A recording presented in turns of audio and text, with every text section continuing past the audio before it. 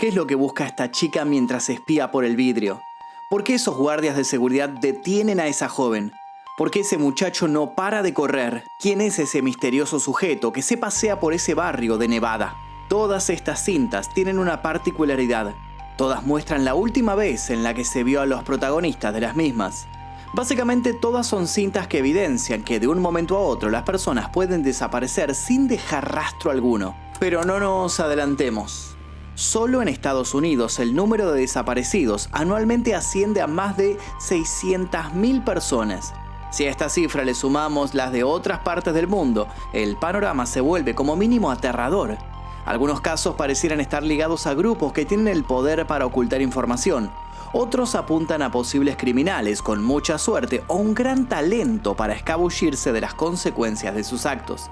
En muchas otras ocasiones, solo reina la más desconcertante de las intrigas. Para ahondar en esta pesadillesca realidad es que les doy la bienvenida a este top de personas desaparecidas en cámara. Antes de comenzar les quiero contar que casos de este estilo hay muchísimos, podríamos hacer 1000 partes de este top y seguir. Así que si les gusta que hagamos esta temática nueva y la probemos en el canal, les pido por favor que dejen su like. Si este video sobrepasa los 7000 likes, vamos a hacer una segunda parte y los invito también a dejar sugerencias de posibles casos aquí. Y también les aviso que el bonus track que tiene este video al final de todo es realmente aterrador. Así que comencemos, así pueden ver cada uno de los casos.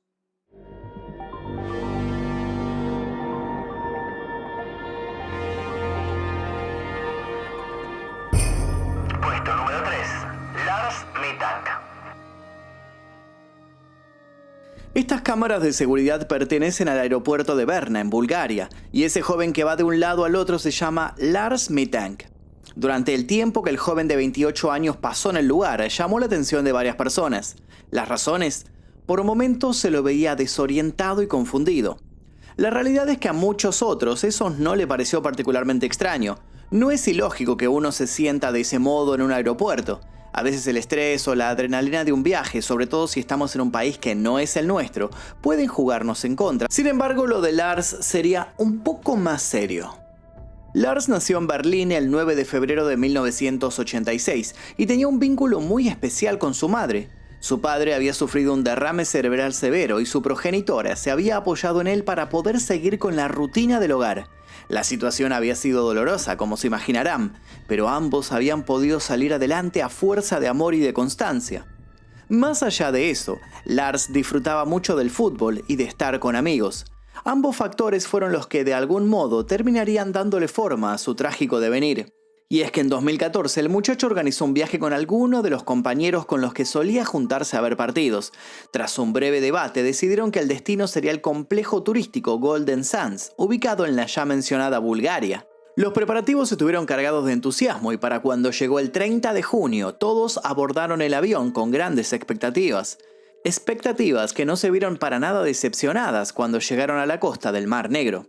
Los paisajes eran deslumbrantes, el hospedaje era de lujo y la aventura parecía tener todos los condimentos para convertirse en poco menos que inolvidable. Y lo sería, aunque por las razones menos esperadas. Todo fue diversión, salidas y charlas amenas, al menos hasta una semana después del arribo, el 5 de julio. Lars fue con 2 de sus amigos a un bar ubicado a una playa. Se trataba de un lugar que se jactaba de tener buenos tragos y buena música. Ni música ni tragos faltaron, pero hubo algo más. En uno de los televisores estaban pasando los cuartos de final de la Copa Mundial de Fútbol 2014. Como ya mencionamos, Lars y quienes iban con él sentían gran afición por aquel deporte, por lo que se sentaron lo más cerca que pudieron de la pantalla, con claras intenciones de disfrutar del encuentro. Aunque el partido era entre Países Bajos y Costa Rica, de pronto Lars terminó discutiendo con otro joven que también estaba allí. Ninguno de los dos tenían particular afinidad por alguno de los equipos, pero la discusión subió de nivel en pocos segundos. Antes de que los ánimos se caldearan de modo irremediable, Lars prefirió quedarse en silencio, haciendo alarde de su personalidad más bien pacífica. Así el asunto quedó como una mera anécdota. Cuando estaban volviendo al hotel, el grupo de amigos paró en un McDonald's para comer algo. Lars decidió esperarlos afuera, alegando que estaba sin apetito. Los otros salieron del establecimiento de la Gran M unos minutos después y se llevaron una sorpresa. Lars ya no estaba. Luego de evaluar posibilidades, siguieron rumbo al hotel, suponiendo que el otro quizás por alguna urgencia los había adelantado. Sin embargo, Lars no estaba allí y dejaría su habitación unas horas más tarde. Sus amigos, para ese entonces muy preocupados, le preguntaron qué había pasado. Azorados, escucharon cómo el joven les contaba que había sentido la imperiosa necesidad de volver al bar para arreglar las cosas con la persona con la que había discutido. Se lo notaba enojado. A esto ya de por sí extraño, se le sumó otro detalle por demás curioso. Lars dijo que al llegar al lugar se encontró con 4 hombres rusos que, contratados por su contrincante, lo habían atacado despiadadamente. Luego se había tocado el oído, con dolor. Se suponía que un puñetazo le había impactado en la zona y no se sentía para nada bien. ¿Por qué Lars, siempre tan solidario y propenso a desactivar situaciones violentas, ahora estaba actuando de esta manera tan impulsiva? Sus amigos realmente no lo sabían, pero sí sabían que tenían que llevarlo inmediatamente a un hospital y eso fue lo que hicieron. El médico no tuvo que hacer mayores análisis para dar su diagnóstico. Efectivamente, Lars tenía una rotura del tímpano. El gran problema de eso era que con ese panorama no le convenía abordar un avión, debido a la presión que volar significa. Los amigos tenían pasaje de vuelta ya comprados, pero rápido propusieron suspenderlos y hacer el retorno en bus. Lars se rió y les pidió que no se preocuparan, que él luego volvería por su cuenta, que ellos no tenían por qué alterar lo planeado. De hecho, aprovecharía para quedarse un par de días más. Los otros aceptaron y se despidieron de él. Ya nunca más volverían a verlo. Lo primero que hizo Lars al quedarse solo fue ir a otro especialista que repitió el diagnóstico y le recetó un antibiótico de amplio espectro llamado Cefuroxime 500 como medida preventiva. Dicho antibiótico le bajaría la inflamación, evitaría infecciones y gracias al mismo podría volar sin problemas para luego operarse en su país. Ya con todo bajo control, el muchacho compró el medicamento y buscó un alojamiento barato cerca del aeropuerto para reiniciar su regreso al día siguiente. No está muy claro lo que pasó en el Hotel Color, donde pasó la noche, pero al día siguiente ya no sería el mismo. Según trascendería, el joven pasó la noche deambulando por el vestíbulo del hotel. Luego, en un momento de la madrugada, había salido misteriosamente por una hora. ¿Qué es lo que fue a hacer? Sigue siendo un misterio. Cuando el amanecer despuntó, tomó un taxi al que frenó moviendo los brazos de modo desesperado. Ya en el aeropuerto se lo pudo ver con claros síntomas de paranoia. En determinado momento llamó a su madre y le pidió que cancelara sus tarjetas de crédito, dado que creía que alguien quería robarle. Antes de que la otra llegara a decir algo, había cortado. Más tarde le mandaría un mensaje en el que se leía: ¿qué es Cefuroxime 500? ¿Acaso Lars desconfiaba de la droga que le habían dado? Era martes 8 de julio del año 2014. Sobre las 9:30 horas se le ve entrando en la oficina médica del aeropuerto, donde lo atendió un doctor que confirmó la lesión del oído, pero que lo vio óptimo para subir a un avión. Lars se mostró nervioso. Llamó una última vez a su madre y le aseguró que ellos no lo querían dejar ir. Después, sin razón aparente, probablemente asustado por un hombre que estaba trabajando allí, murmuró un «no quiero morir aquí». Acto seguido salió corriendo, dejando atrás todo su equipaje. Como se vería en las cámaras de la terminal, Lars pasó corriendo por delante de los mostradores de facturación y de equipaje. Apenas aminorando la marcha, atravesó el aparcamiento y luego seguiría su maratón, incluso más allá del vallado del lugar. ¿Cómo saltó los más de 2 metros de la barrera de contención que estaba coronada con alambres de púa? Todos suponen que lo pudo hacer porque estaba en un estado alterado. Se lo buscó por días, con drones y perros adiestrados en detección de cadáveres. Hasta la fecha, Lars continúa desaparecido. No tenía antecedentes de problemas mentales ni de consumo de drogas. Tampoco pudo corroborarse que el medicamento que tomaba tuviera efectos adversos que explicara sus acciones. La conclusión: todo un misterio. ¿Alguien en serio lo seguía o había caído el muchacho en una impredecible espiral de demencia? No lo sabemos. Como tampoco sabemos qué pasó con Tiffany, la chica que desapareció misteriosamente en un Walmart. Vamos a conocer su historia. Puesto número 2. Tiffany Wheaton. La mujer a la que vemos discutir con guardias de seguridad se llama Tiffany Wheaton. Hay 2 cosas que tenemos que saber al respecto. La grabación pertenece a las cámaras de seguridad de un Walmart y estamos en el año 2013. La mujer está siendo acusada de robar en el supermercado, que era una sucursal que permanecía 24 horas abierta. Las cámaras la habían captado realizando maniobras sospechosas y por eso los oficiales le habían pedido revisarla. En pocos segundos, ella va a tirar su bolso, va a sacarse las sandalias y comenzará a correr. Y eso es lo último que se sabrá de ella. Tiffany nació en 1987 y sus padres se separaron al poco tiempo. Quien estuvo encargada de cuidarla fue su madre, Lisa. Tiffany, que siempre fue una niña muy traviesa y rebosante de buen humor, creció en un suburbio de Atlanta. Su progenitora imaginaba un futuro brillante para ella. La chica, a muy corta edad, era muy querida por profesores y compañeros. Es verdad que sintió algo de preocupación cuando empezó a percatarse de que Tiffany solía traer juguetes del jardín escondidos entre sus ropas, pero supuso que aquello podía ser una actitud infantil, inofensiva y nada más. Las alarmas se encendieron cuando Tiffany creció y pudo comprobar que tenía una enorme facilidad para mentir.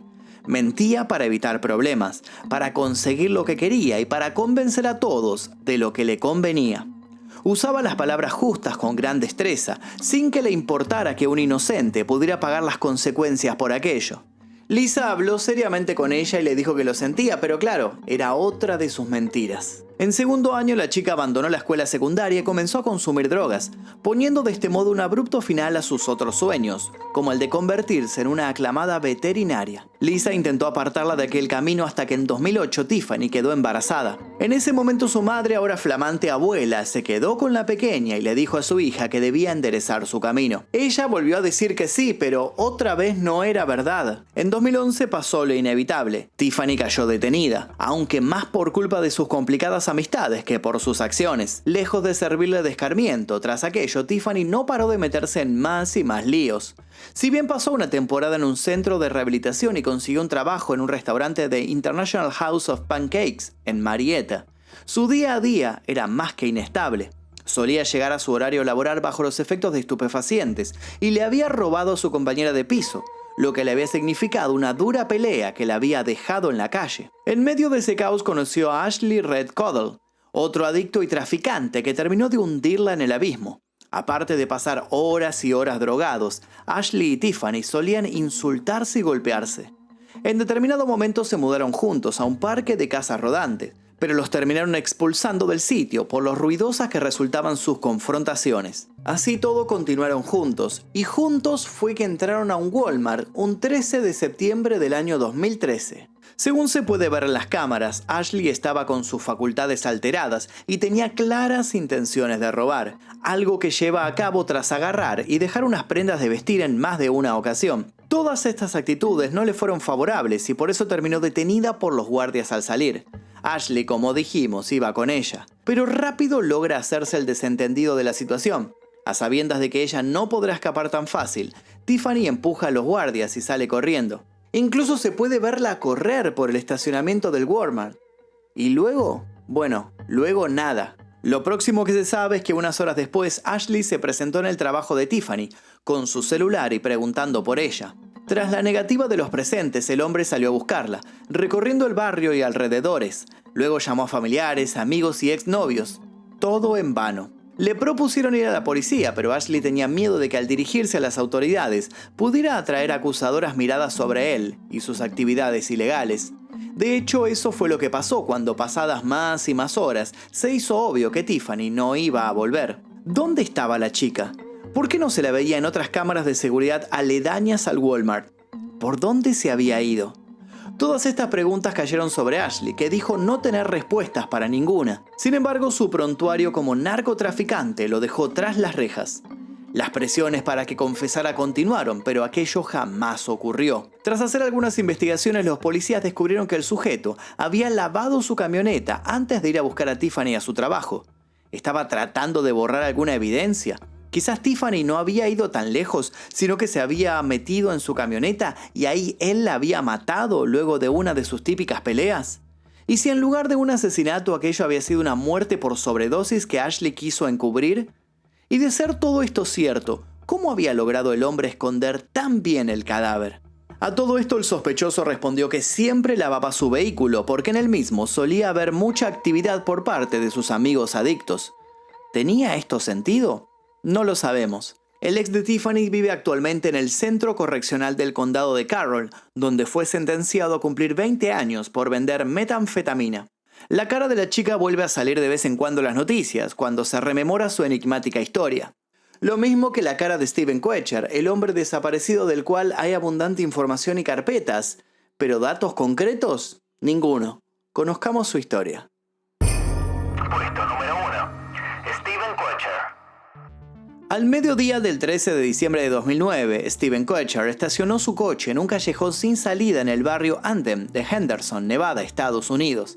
Salió del mismo y se alejó caminando. Al rato volvió, agarró otra cosa del vehículo y en otra cámara de seguridad se pudo captar su reflejo. Caminaba llevando un portafolio y con paso firme, convencido. Nadie sabía qué hacía en esa parte del mapa y nadie nunca se lo pudo preguntar por una simple razón. El hombre ya no volvería. Steven nació el 1 de noviembre de 1979 en Amarillo, Texas. De familia mormona, rápido abrazó esas ideas y siempre se mostró como un niño muy obediente. Concurrió a los Boy Scouts, se graduó con honores, jamás se metió en problemas y tras estudiar en la Universidad de Utah se recibió en comunicaciones. En el medio tuvo tiempo para ir de misionero a Brasil, donde se hospedó unos días, aprendió el idioma e hizo nuevos amigos. El sujeto vivía solo, estaba soltero y tenía una vida sencilla. Pero hacía tiempo que un problema lo aquejaba. No tenía un empleo estable y acumulaba algunas deudas. Estaba claro que eso ocupaba su cabeza porque siempre lo mencionaba, pero a la vez se mostraba también positivo. Nadie sospechaba lo que estaba por suceder. El 10 de diciembre de 2009, Steven dejó su casa y condujo en su Chevrolet Cavalier por unos 480 kilómetros hacia el norte por la Interestatal 15. Luego cargó combustible y se fue hacia el oeste, otros 201 kilómetros. Como si aquello fuera poco, tras otra carga de combustible hizo otros 160 kilómetros más. ¿El motivo de todo aquello? Incierto. Steven había vuelto a su casa después de recorrer 1100 kilómetros. Nadie sabía por qué. Al otro día las cosas fueron similares. Steven salía de su casa ausentándose por varias horas, llegaba tarde, dormía poco y volvía a salir. Y se supo también que hasta paró para visitar a la familia de una exnovia. Pero nada que diera un indicio de su objetivo con tanto manejar y manejar. El 13 de diciembre a las 11:54 am, una cámara de seguridad en la avenida Savannah Springs, en Sun City, tomó a Steven conduciendo al callejón sin salida con el que empezó este relato. 6 minutos más tarde, una figura que todos coinciden que es Steven, camina en dirección contraria por la acera de enfrente. Como mencionamos, se lo ve confiado, seguro de sí mismo, y es lo último que se sabe de él. Su teléfono permaneció activo hasta que presuponen se quedó sin batería. La desaparición del hombre que había cumplido 30 años hacía poco fue notificada a las autoridades el 17 de diciembre, cuando alguien se quejó por el auto estacionado que seguía juntando polvo en donde él lo había dejado. Los hermanos de Steven se dirigieron al lugar de los hechos y corroboraron que en el vehículo estaban todos los papeles del joven. Nada fuera de lo normal, nada que les pudiera dar una pista para saber por qué Steven se había ido caminando para ya nunca regresar. La familia Koecher también fue a las cárceles, a las morgues y hospitales del área, al tiempo que la Policía Metropolitana de Las Vegas investigó las casas del vecindario, donde el Cavalier había sido estacionado. Los seres queridos de Steven, preocupados y desesperados, también acudieron a los medios y participaron de un especial de Investigation Discovery. Dicho especial no sería visto por el padre del muchacho, que moriría unos meses antes de que el informe se estrenara. Se pudieron juntar recursos para helicópteros, vehículos todoterreno y perros. Incluso un primo de la familia abrió una página de Facebook para recolectar información que pudiera ser pertinente y echar algo de luz entre tantas sombras. Con el paso de los meses, los investigadores empezaron a creer que, acorralado por las deudas, Steven había pasado los últimos días de su vida haciendo trabajos ilegales. ¿Acaso usaba esos largos viajes para entregar drogas? ¿Acaso sus vínculos con el AMPA lo habían llevado a un triste final? Había sospechas sobre esto, pero ninguna certeza. Se habló también de que Steven quizás estaba atravesando un mal momento anímico y se había alejado del mundo para quitarse la vida. Quienes lo conocen siempre se mostraron reacios a aceptar esto. La madre de Steven cree que su hijo viajaba tanto para visitar cementerios. Hacía tiempo que estaba obsesionado con la idea de reconstruir su árbol genealógico. Incluso había sacado fotos en muchos de estos lugares. La teoría más escalofriante surgió un tiempo después, cuando Josh Powell, un hombre de West Valley City, sospechoso de asesinato en la desaparición de su esposa Susan, argumentó junto con su padre y su hermano que los dos casos estaban relacionados, sugiriendo que Steven y Susan quizás hubieran estado involucrados románticamente. Susan había desaparecido una semana antes que Steven. ¿Podía ser que fueran amantes? ¿O esto solo remarcaba que Steven y Susan fueron víctimas de un mismo asesino que por una corta temporada sació su sed de sangre en aquellos parajes? Por ahora no hay conclusiones a la vista, solo más y más especulaciones, como las especulaciones que abundan en nuestro bonus track. Un bonus track de un caso que está lleno de pistas, pero ninguna resolución. Bonus track. Emma Filipov. Miremos juntos la siguiente grabación. Miren cómo esa chica entra y sale reiteradas veces por esa puerta. Miren su actitud, sus modos confusos de moverse. Bien, lo que están viendo es una de las últimas grabaciones que se tiene de Emma Filipov, una chica que en 2012, cuando contaba con 26 años, se evaporó. Emma nació en Ontario, Canadá, el 6 de enero de 1986. Siempre había sido muy inquieta y amante de la soledad. De pequeña gustaba de irse lejos del entorno y se hizo común en su adolescencia que se fugara por largas horas para instalarse en bosques o reservas naturales cercanas a su hogar. Según decía, estar lejos de otros la ayudaba a aclarar pensamientos. Por eso no sorprendió a nadie cuando en 2011 decidió mudarse a Victoria, en busca de nuevas oportunidades y con la clara intención de poner distancia entre sus conocidos y ella. Según se sabe, encontró empleo en un restaurante de mariscos y allí hizo nuevos amigos. El sueldo no era malo y no paraba de repetir que la ciudad le encantaba. Sin embargo, un año antes dejó el puesto que ocupaba. Se despidió diciendo que pronto volvería y ya no se apareció por allí. Por esa misma época, su madre habló por teléfono con ella y descubrió que Emma se había estado quedando en el Sunday Merriman House, un refugio para mujeres. ¿Qué hacía allí? ¿Le faltaba dinero? ¿Había sido atacada por alguien? ¿Acaso su mudanza se debía a un amor que había terminado de la peor manera? Todo esto se preguntó la progenitora de la chica, pero ella nada dijo para satisfacer sus dudas. Luego de cortar, Emma fue capturada en imágenes de seguridad en Victoria, YMCA, entrando y saliendo varias veces, posiblemente evadiendo a alguien que estaba afuera. Más adelante fue capturada en video comprando un teléfono celular prepago y una tarjeta de crédito prepago por $200. Se trató de un movimiento desconcertante que amplificó el misterio cuando se la vio a Emma mirando por una de las puertas del lugar, con evidente miedo. El 28 de noviembre la chica salió del refugio alrededor de las 6 p.m. y tomó un taxi para ir al aeropuerto. Sin embargo, abandonó abruptamente el vehículo alegando que no tenía suficiente dinero. Poco después, fue vista caminando descalza frente al Hotel Empress. Testigos preocupados llamaron al 911 e informaron que parecía angustiada. La policía llegó y habló con la chica durante 45 minutos. Tras declarar que la mujer no era una amenaza ni para ella ni para el resto, la dejaron ir. Eran las 8 y ya nadie volvería a saber algo de ella. Unas horas después, la madre llegaba a la ciudad con el plan de ayudar a su hija si ésta estaba en problemas. No sabía que ya era demasiado tarde.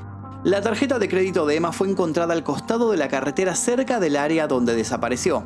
En mayo de 2014, un hombre irrumpió en una tienda de ropa en Glasgow, Columbia Británica, y arrojó un cartel sobre el mostrador.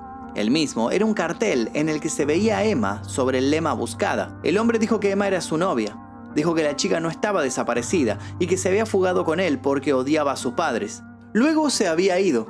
Nunca se supo quién era, ni tampoco se confirmó la veracidad de sus dichos. En 2018, un hombre llamado William, quien afirmó haber llevado a Emma a la mañana después de su desaparición, dijo que la chica se bajó en la intersección de Craigflower Road y Admiral Road, cerca de la gasolinera Petro-Canadá, a las 5:15 am. Una búsqueda exhaustiva con famosos adiestradores de perros dio resultados negativos. No hace mucho se dieron a conocer diarios de la joven. En los mismos hay poemas que dejan en claro que en sus últimos días Emma había estado atormentada por la desesperación. Sentía que algo la perseguía, pero ¿quién o qué? Las teorías son muchas, pero ninguna es del todo clara. ¿Alguien la había acosado? ¿Había enloquecido? Los invito a que saquen sus propias conclusiones. La única verdad hasta el momento es que Emma sigue brillando por su ausencia.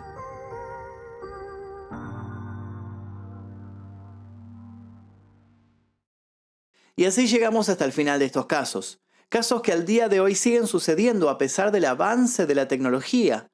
¿Por qué? ¿Cómo? ¿Existen algunas respuestas racionales? ¿Encontraremos algunas soluciones a estos casos, a estos misterios que nos envuelven? ¿O solamente se pueden explicar buscando en los lugares más oscuros de las ciudades, buscando tal vez tras las sombras, buscando respuestas tal vez no racionales?